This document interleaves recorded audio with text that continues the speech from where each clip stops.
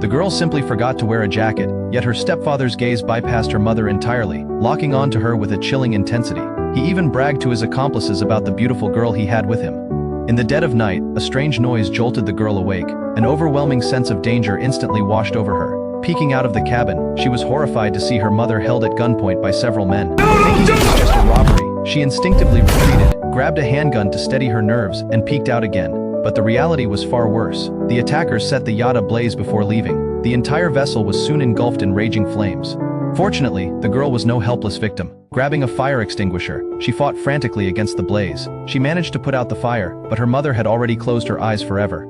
After a night of unimaginable agony, she stepped out of the cabin to a scene of absolute devastation. The warm family trip had twisted into a nightmare of life and death. Refusing to break down, she forced herself to stay rational. She dug through the ashes, desperately testing one ruined communication device after another, but every single hope of rescue was shattered.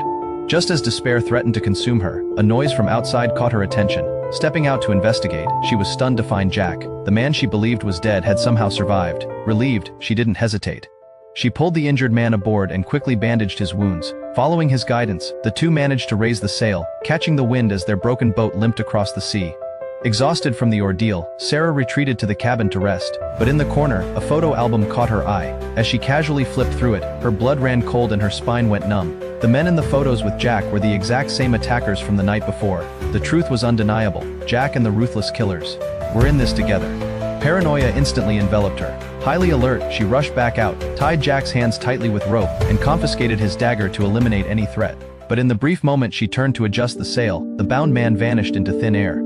Terror surged back into her heart. Drawing the dagger, she held her breath and searched the boat. She eventually found him in the bathroom. With a grave expression, he warned her that a violent storm was approaching. They had to fix the generator immediately, or they would both be buried at sea. With their lives hanging in the balance, Sarah had no choice but to temporarily set aside her suspicions. They poured everything into repairing the equipment, but it was futile. The generator was completely beyond saving. With no other option, they let the boat drift, leaving their fate to the merciless sea.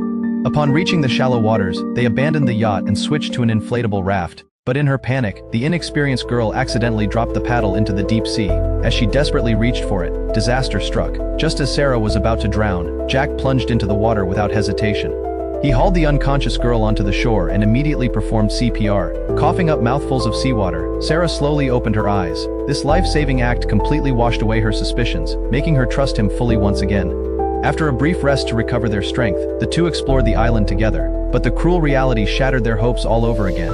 It was a completely deserted island, no people, no supplies, and no way out. Only an endless sea, a barren wasteland, and unknown dangers lurking in the shadows. Two people fighting for survival. How will they possibly endure in this desolate place?